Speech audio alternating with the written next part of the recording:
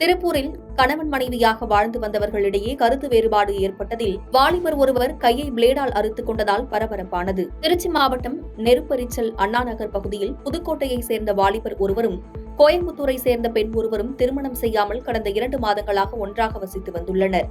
இந்நிலையில் இருவருக்கும் ஏற்பட்ட கருத்து வேறுபாடு காரணமாக அந்த பெண் கோயம்புத்தூர் செல்வதற்காக திருப்பூர் புதிய பேருந்து நிலையத்திலிருந்து கோவை பேருந்தில் ஏறி சென்றுள்ளார். இதனை அறிந்த அந்த வாலிபர் அவிநாசி புதிய பேருந்து நிலையத்தில் பயணிகளை ஏற்றி இறக்கிக் கொண்டிருந்த போது பேருந்தினுள் ஏறி வந்த அவர் பெண்ணிடம் வாக்குவாதத்தில் ஈடுபட்டுள்ளார்.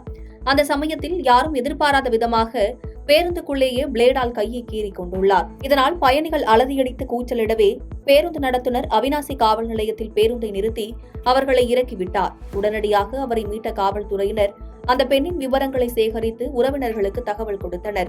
கையை கீறிக் கொண்ட அந்த வாலிபரை மீட்டு மருத்துவமனைக்கு அனுப்பி வைத்தனர். இச்சம்பவத்தால் அந்த பகுதியில் சிறிது நேரம் பரபரப்பு ஏற்பட்டது.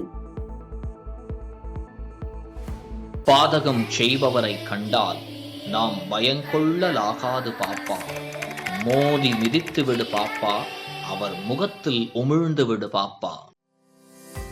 அண்மை செய்திகளை உடனுக்குடன் தெரிந்து கொள்ள இணைந்திருங்கள் இயம்நாடு தொலைக்காட்சியுடன்.